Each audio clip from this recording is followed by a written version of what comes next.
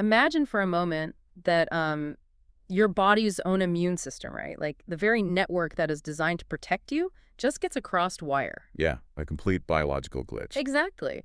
And because of that microscopic glitch, it slowly starts, rewriting the architecture of your most intimate anatomy. It's honestly a terrifying reality for a lot of people. Right. I mean, you go to the doctor and you are basically told that the tissues you rely on for, well, for connection, for pleasure, even just for basic daily function, are being systematically dismantled from the inside out. Yeah, the idea that something so central to the human experience could just be erased by your own biology is, it's heavy. We are looking at a disease that essentially turns the body's defense mechanisms completely against its own vulnerable tissues.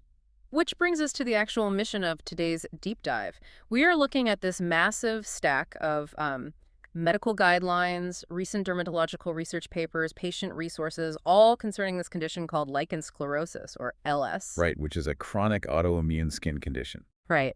But our specific mission today isn't just to, define what LS is. We're really here to answer a crucial and frankly kind of taboo question that kept popping up in all these sources. And that question being, does treating lichen sclerosus actually improve sexual function? Exactly. And to genuinely answer that, we really have to look at this crazy intersection of like mechanical biology, neuroscience, and psychology. We do. Because lichen sclerosus, it's an inflammatory scarring dermatosis with a really strong predilection for the genital skin. So in women, that means it heavily targets the clitoris, the labia, and the perineum. And in men, it commonly affects the foreskin and the tip of the penis, right? Right, exactly. And the physical transformation it causes in those areas is just quite drastic. Yeah, the visual changes described in the sources are really striking. The skin turns this ivory white or porcelain color, and it gets parchment thin. Yeah, almost translucent. But reading through the pathology, I realized this isn't just like a surface level color change. The tissue is fundamentally losing all of its elasticity. Yeah, the clinical term you'll see a lot in the literature is a cellophane paper appearance. Cellophane paper, wow. Right, because the chronic inflammation essentially attacks the basement membrane of the skin. And then the body responds by overproducing all this dense, disorganized collagen. Oh, so it's just throwing scar tissue at the problem. Precisely. While simultaneously destroying the elastic fibers that normally allow skin to stretch. So you end up with tissue that is simultaneously thick with scar tissue, yet incredibly, incredibly brittle on the surface. So before we can even begin to talk about, restoring sexual function, we really have to understand the mechanical breakdown caused by that cellophane texture. Right, the mechanical failure. Because if you think about the friction involved in sexual intercourse, or honestly, sometimes just the friction of walking or wiping after using the bathroom, that fragile skin simply cannot handle the sheer force. No, it can't. And the immediate result of that is tearing. Oh, that sounds awful. It is. The skin literally splits, creating these painful fissures. And this leads to dyspareunia, which basically makes intercourse incredibly painful, if not completely impossible. But the tearing is really only the beginning of the structural breakdown, isn't it? Yeah, unfortunately, the prolonged inflammation leads to profound architectural changes, specifically fusion. The concept of fusion is really where the reality of this disease gets super intense for me. I mean, the sources detail labial fusion, where the inner and outer lips of the vulva actually stick together. Yes, and sometimes bridging completely across the vaginal opening. Right, and then there's clitoral fusion, where the protective hood just scars over entirely, essentially burying the clitoris beneath the thick layer of tissue. You are looking at the literal erasure of normal anatomy. It's like a zipper getting permanently stuck or melted together. That's a really good analogy. The raw, inflamed surfaces of the skin are forced together by the natural anatomy of the groin. And as the body tries to heal those micro tears we talked about, it lays down that dense collagen right across the anatomical boundaries, fusing them as one. And we should definitely highlight the male experience here, too. Absolutely. In men, the scarring causes the foreskin to tighten dramatically. Which leads to incredibly painful erections, right? Yes, and something called a wasting effect, where the tightened, scarred foreskin draws in around the shaft of the penis like a rigid, unyielding band.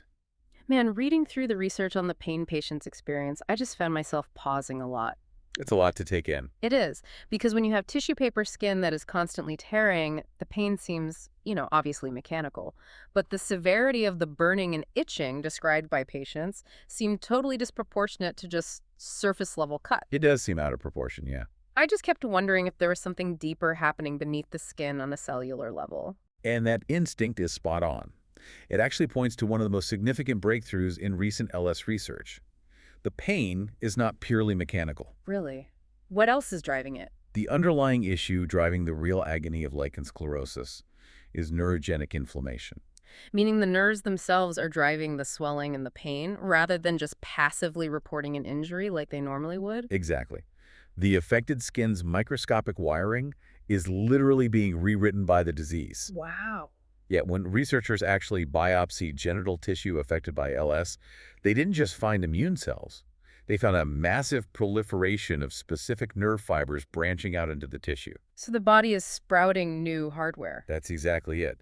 Specifically, these fibers are positive for a neuropeptide called CGRP, and they show a massive overexpression of VR1 receptors. Wait, I remember this. The sources also refer to those as TRPV1 receptors, right? Yes, TRPV1. And the fascinating thing about TRPV1 receptors is that they are the exact same pain and heat receptors that get triggered when you eat a remarkably hot chili pepper. Oh man, so the body is taking the receptors responsible for the sensation of like chemical burning and actively multiplying them in the genital tissue. Yes, by the thousands. It's installing a massive network of pain and itch amplifiers directly into the skin. Exactly.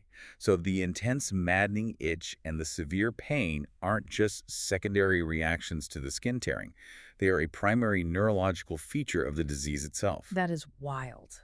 The nerves are hyperexcitable, constantly firing signals of burning pain and severe itch, which then triggers more inflammation in this vicious, localized loop. It's just a brutal combination. I mean, the body turns up the volume dial on pain to an unbearable level while making the structural integrity of the skin as weak as tissue paper. It's a perfect storm. How do you even begin to intervene in a cycle like that? Because when you have structural fusion and hyperactive nerve proliferation, a simple topical cream sounds, I don't know, incredibly underwhelming. Well, a standard over-the-counter lotion would do absolutely nothing, you're right.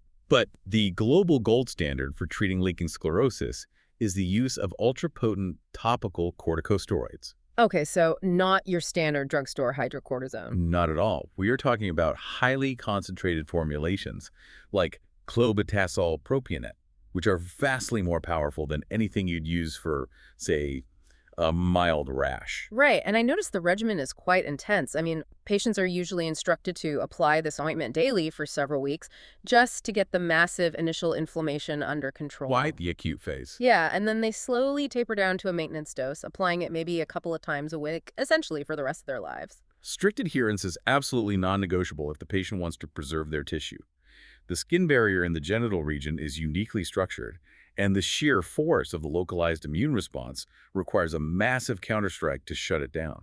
So the steroid cream is basically a fire extinguisher. It puts out the fire of inflammation so the house stops burning. That's a highly accurate way to visualize it.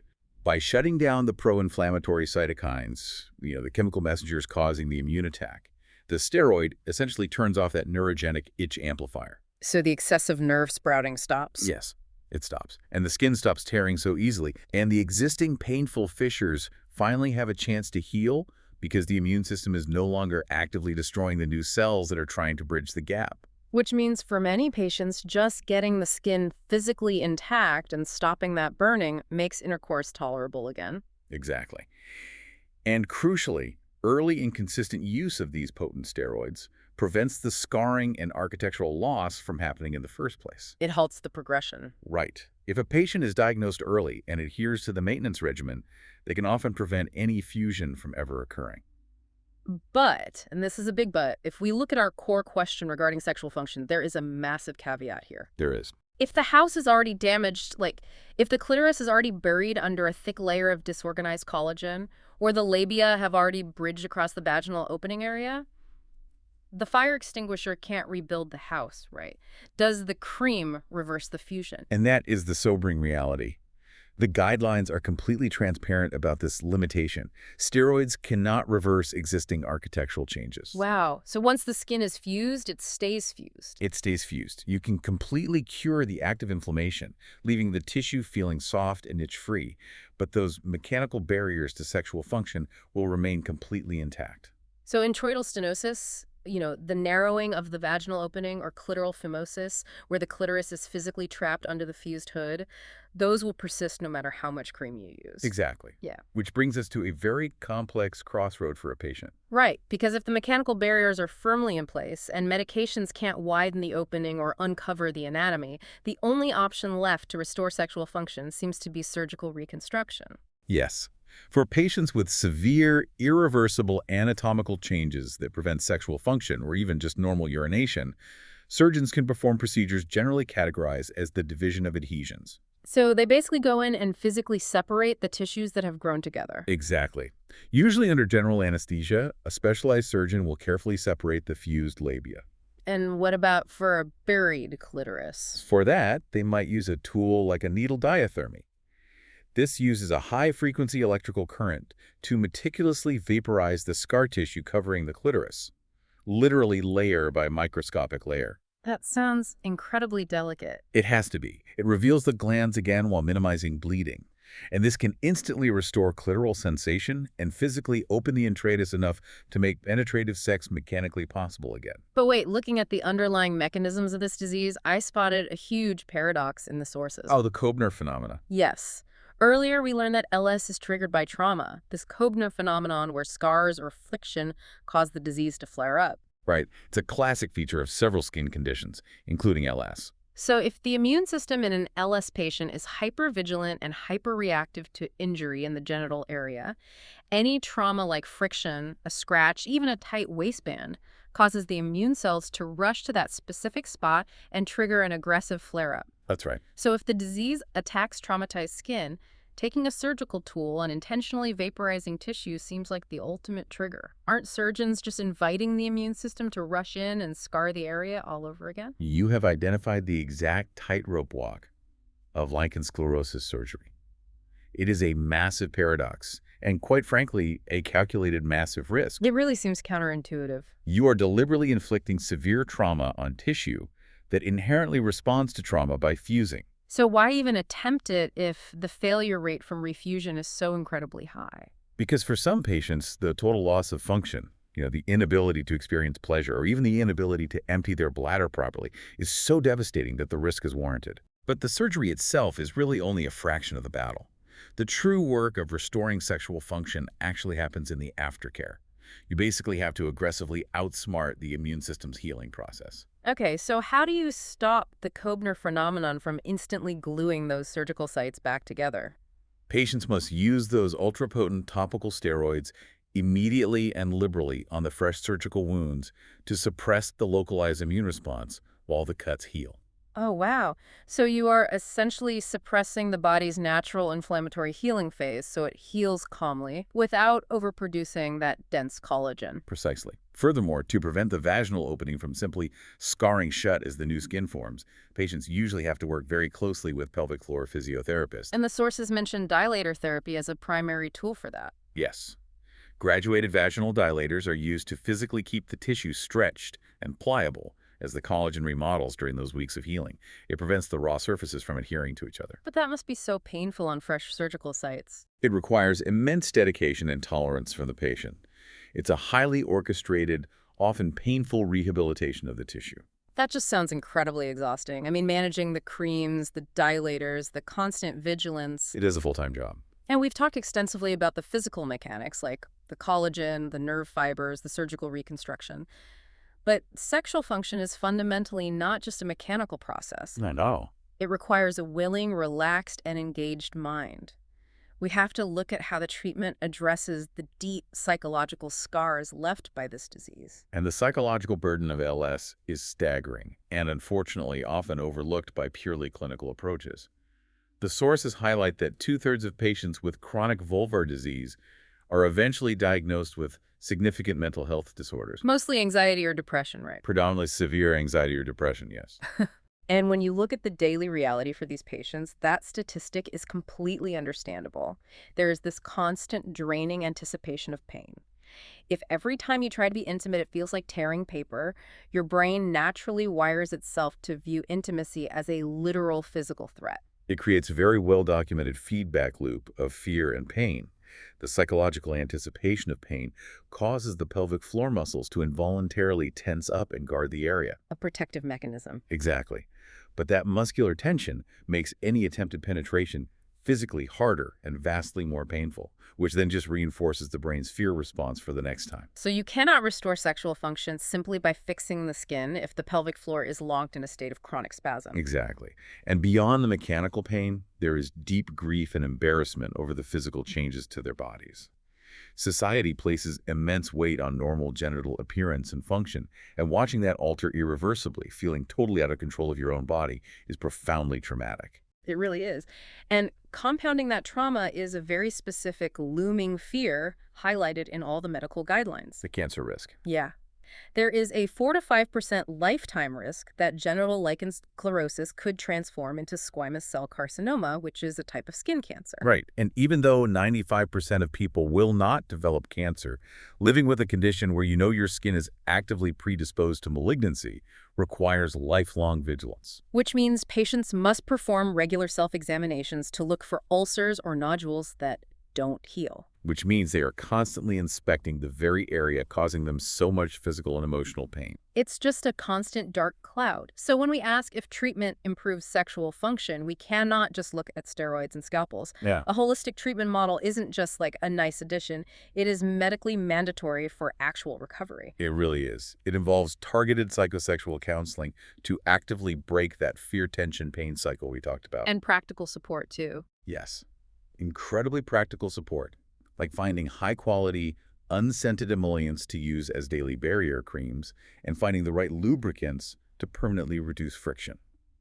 It also means thoroughly addressing comorbidities. Right. The sources mentioned urinary incontinence as a major comorbidity because leaking urine can actually cause the disease to flare up, right? Absolutely. Urine is incredibly irritating to fragile skin. If a patient has even mild stress incontinence, maybe just a small leak when they cough or laugh, that constant moisture and chemical irritation acts as microtrauma. Which triggers the Kobner response again. Yes, causing the LS to flare, which then ruins sexual function. Treating the incontinence, often through dedicated pelvic floor therapy, is a direct and necessary treatment for their sexual and skin health. There was also a really profound point made in the patient guides about redefining intimacy itself. I'm glad you brought that up. Yeah, because so much of the desperate drive for surgical intervention, willingly going through that painful, paradoxical trauma, is based on a rigid societal expectation.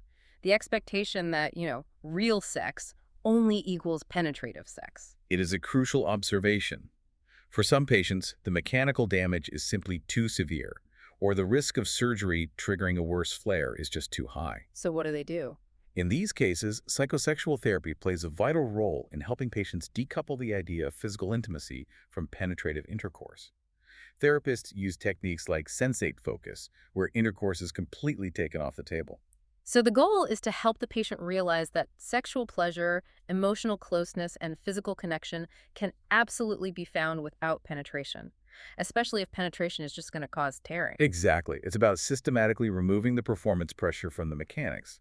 By focusing on outer course, or simply feeling safe with a partner's touch again without the looming threat of pain, patients can rewire their nervous system's response to intimacy. That's incredibly powerful. For many patients, that cognitive shift, supported by a partner and a therapist, is the single most effective treatment for their sexual dysfunction. It allows them to reclaim their sex lives on their own terms, working with the body they have today, rather than fighting a losing battle to restore the anatomy they used to have. Well, let's pull all these complex threads together. Our mission at the top of the deep dive was to answer, does treating lichen sclerosus significantly improve sexual function? And the clinical data and patient reports point to a resounding yes. However, it is never a simple, single-step fix. It's a multi-front war. It really is. It requires adhering to potent steroids to suppress the rogue immune response and quiet those neurological itch amplifiers. It sometimes requires highly specialized surgical reconstruction to separate fused anatomy while meticulously navigate the high risks of further scarring. And perhaps most importantly, it requires dedicated psychological and physical therapy to heal the pelvic floor, overcome the conditioned fear of pain, and often completely redefine what a fulfilling sex life actually looks like. It is a profound testament to the resilience of the patients navigating it, truly. It absolutely is. Now, before we wrap up today, there is one final, really provocative thought emerging from these sources that I want you to mull over. Oh, yes. It's a concept that challenges a lot of historical medical assumptions. Right. We discussed neurogenic inflammation earlier. The fact that this localized autoimmune condition fundamentally alters the microscopic wiring of the skin, vastly multiplying the number of pain and heat receptors. The body literally builds new hardware to amplify pain. It changes the very physical structures responsible for sensation. Think about the implications of that. If our very nerve endings can be physically rewritten by an autoimmune condition, causing agonizing pain from the absolute lightest touch, how much of what society and the medical field historically dismissed as psychological sexual dysfunction and chronic illness is actually just an undiscovered change in our microscopic wiring? It is a deeply humbling question. It really forces us to ask how many conditions were labeled psychosomatic simply because our microscopes and biopsies weren't advanced enough yet to see the extra nerve fibers hiding in the tissue. Exactly. So the next time you hear someone say a chronic physical pain is all in your head or just anxiety, remember the TRPV1 receptors of lichen sclerosus. Very well said. Sometimes the body really is rewriting the rules of sensation, right down to the very last microscopic nerve. Something to think about. Until next time.